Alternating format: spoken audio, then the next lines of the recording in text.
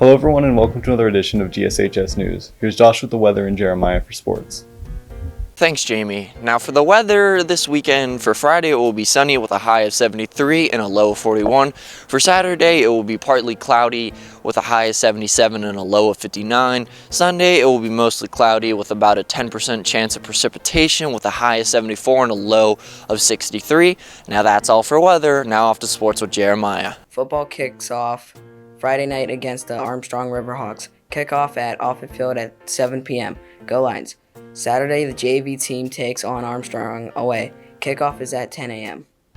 In soccer news, both girls and boys have away games this Saturday. Boys soccer is at Shaler versus the Titans. JV starts at 11:30 and varsity at 1.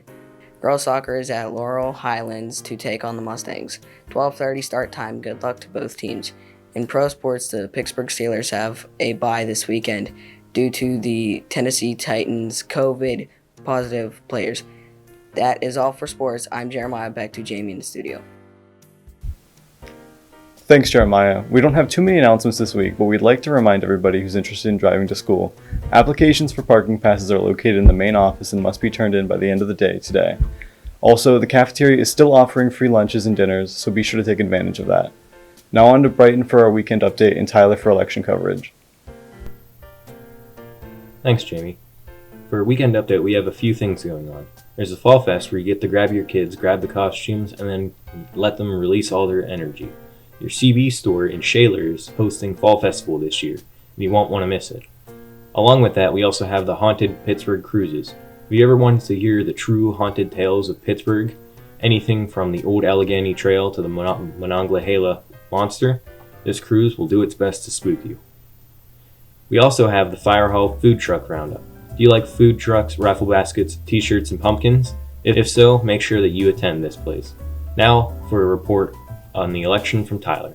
Well, this week, the first and only vice presidential debate took place, and it pretty much repeated what was said in the first presidential debate. The topic that dominated the debate, though, however, was coronavirus, and rightfully so, with the president and the first lady, along with many of the cabinet members, contracting COVID. However, despite the topic of COVID being a lot more hot this week, Kamala Harris and Mike Pence were able to keep their cool, being very respectful to each other. Last week, that the debate was very uncivil, but in this debate, they were a lot more respectful and collected. Despite this, however, they were a little bit more off topic than last week's debate, with many different topics, some not even relating to COVID, turning into discussions about the pandemic.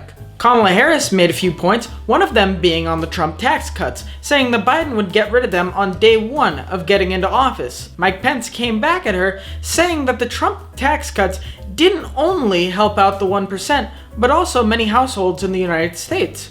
Pence had some of his own points brought up, one of them being the H1N1 pandemic during Obama's presidency. Joe Biden, obviously, was the vice president during that time, and he brought up that 60 million people were infected at that time, and had the virus been as lethal as coronavirus is, Biden could have lost 2 million people. Kamala Harris came back and said that this comparison was a little bit unrealistic and that hypotheticals weren't exactly the best thing to go about.